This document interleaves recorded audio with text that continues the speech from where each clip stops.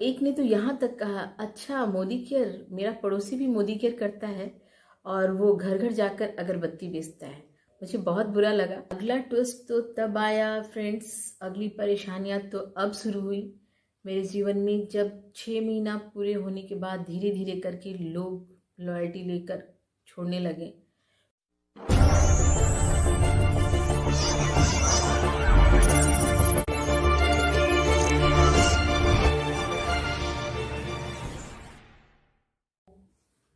Hello friends, मैं संध्या वर्मा पटना बिहार से belong करती हूँ। एट प्रेजेंट छत्तीसगढ़ कोरबा में रह रही हूँ। मैं एक हाउसवाइफ हूँ, पति की अच्छी जॉब है, 2 बच्चे हैं।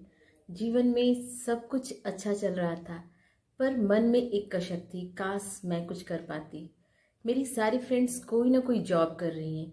मुझे जब भी अपने आप को इंट्रोड्यूस करना होता, मुझे बहुत बुरा लगता था कि मैं कुछ नहीं करती। मैं घर के बीच ही उलझ कर रह गई थी।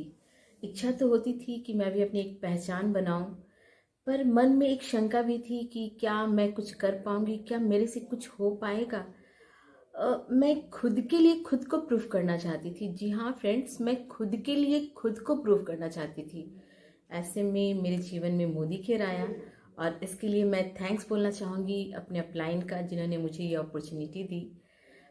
उस वक्त तो कुछ ज़्यादा समझ में नहीं आया, पर कुछ नहीं करने से कुछ करना बेहतर लगा और फिर इसमें खोने के लिए भी कुछ नहीं था।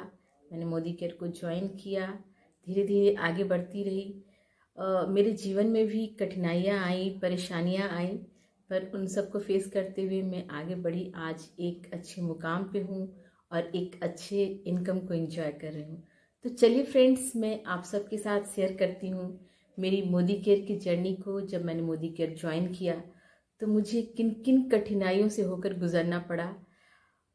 तो जब मैंने मोदी केयर को स्टार्ट किया तो उस समय तो मेरे पास लंबी लिस्ट थी। ट्रेनिंग में बताया गया कि आप 10 लोगों की लिस्ट बनाएं। मैंने 20 लोगों की लिस्ट बनाई। एक एक करके सारे फ्रेंड्स को मैं कॉल करती गई। मुझे बहुत कॉन्फिडेंट था कि मैं कॉल करूंगी और ये इतना अच्छा अपॉर्चुनिटी है, सब इसको ज़रूर सुनेंगे, ज़रूर ज्वाइन करेंगे।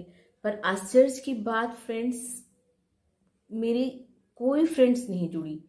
कुछ ने तो कहा कि वो किसी दूसरे स्कीम से जुड़ी हुई हैं, किसी ने संकोचवश उस वक्त तो मना नहीं किया, कुछ दिन तक टालती रहीं और फिर बाद में मना कर दिया। और एक ने तो यहाँ तक कहा, अच्छा मोदी केयर, मेरा पड़ोसी भी मोदी केयर करता है और वो घर घर जाकर अगरबत्ती बेचता है। मुझे बहुत बुरा लगा, पर कोई नहीं, मैं इसी तरह दूसरे को कॉल करती रही। मुझे कहते हैं ना कि कहाँ मिलता है कोई समझने वाला, जो मिलता था उस वक्त मुझे ही समझा के चला जाता था। एक और चीज़ था मेरे अंदर, जब मैंने मोदी केयर को ज्वाइन किया था तो मुझे लगता था कि मैं होम मीटिंग नहीं करूँगी, मैं किसी के घर जाकर डेमो नहीं दिखाऊंगी।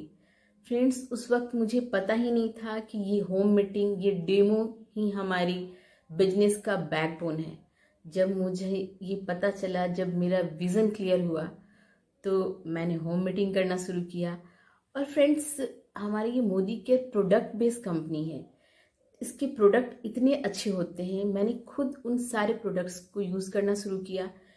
मेरा एक विश्वास बढ़ता गया इसके प्रोडक्ट के ऊपर, और जब विश्वास बढ़ा तो मैं दूसरे को बता पाई इसके प्रोडक्ट के लिए। मैं होम मीटिंग करना शुरू की और होम मीटिंग के बदौलत, और फ्रेंड्स, जब आप डेमो करते हैं और लोगों को ये बताते हैं कि हमारा मोदी केयर का प्रोडक्ट कैसे मार्केट के प्रोडक्ट से बेहतर है, तो लोग बहुत प्रभावित होते हैं। और मैंने तो देखा भी है कि जब आप होम मीटिंग करते हैं तो उससे 1 या 2 आईडी तो आ ही जाता है। और बाय द वे, अगर लोग ज़्यादा निगेटिव भी हुए, तो अगर आईडी नहीं भी आई तो लोग प्रोडक्ट तो ऑर्डर कर ही देते हैं। तो फ्रेंड्स, इस तरीके से होम मीटिंग के जरिए और डेमोस्ट्रेशन के जरिए मैं आगे बढ़ती गई, लोग जुड़ते गए मुझसे। पर धीरे धीरे करके मैंने डायरेक्टर क्वालिफाई किया। 4 महीने तक मैं लगातार डायरेक्टर क्वालिफाई करती रही। मैं अपनी टीम को उनके टारगेट पूरा करवाती, उनके आगे बढ़ने के लिए उन्हें कितना टारगेट पूरा करना है ये बताती, उनका सपोर्ट करती, और इस तरह से टीम आगे बढ़ती रही और मेरा डायरेक्टर क्वालिफाई होता रहा। लेकिन अगला ट्विस्ट तो तब आया फ्रेंड्स, अगली परेशानियां तो अब शुरू हुई मेरे जीवन में, जब 6 महीना पूरे होने के बाद धीरे धीरे करके लोग लॉयल्टी लेकर छोड़ने लगे। कुछ लोग 1-2 महीना करते और फिर छोड़ देते। तो उस वक्त मुझे बहुत घबराहट होने लगा कि मैं आगे कैसे बढ़ पाऊंगी। पर मुझे अपने सीनियर के कहे ये शब्द, लोग आएंगे और जाएंगे पर हमें डटे रहना है, मुझे बहुत बल देता रहा। और फिर कहते हैं ना कि यदि उड़ना है तो गिरना सीख लो। बस मैं इसी बदौलत डटी रही और होम मीटिंग करती रही। मैंने ट्रेनिंग अटेंड करना शुरू किया, मीटिंग अटेंड करना शुरू किया, यहाँ तक कि मैंने सेमिनार को भी ज्वाइन किया। अपने आप को डेवलप करने के लिए अपने सीनियर्स से बात करती थी कि मैं कैसे करूं, अपने टीम को कैसे और डेवलप करवाऊं।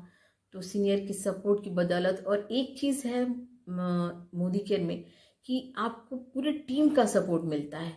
दिक्कतें तो सबके जीवन में फेस आती होती है, लेकिन फ्रेंड्स कहते हैं ना कि जब तक आप गिरोगे नहीं तो उठोगे कैसे। तो बस यही चीज़ है, हमें आगे बढ़ते रहना। आपके जीवन में कभी भी ऐसा नहीं होता कि आप जैसा चाहे वैसा आपको हर चीज़ मिलता रहे। सबके जीवन में परेशानियां आती हैं, इसी तरीके से हर क्षेत्र में परेशानियां हैं, पर उन सबको फेस करते हुए आगे बढ़ते रहना है और हमें डटे रहना है। इन ट्रेनिंग्स की बदौलत, इन सारे सेमिनार्स को अटेंड करने की बदौलत मेरे अंदर एक कॉन्फिडेंस आया। मुझे खुद पर मेरा आत्मविश्वास बढ़ा, मेरा कॉन्फिडेंस लेवल धीरे धीरे और अप होता गया और मैं आगे बढ़ती रही और आज इस मुकाम को हासिल किया है। फ्रेंड्स, मैंने कल ही सुरेखा भार्गव मैम का भी मीटिंग अटेंड किया था, जिसमें वो हमें डबल डेमो और ड्राई डेमो के बारे में बता रही थी। तो अगला फोकस मेरा यही रहेगा।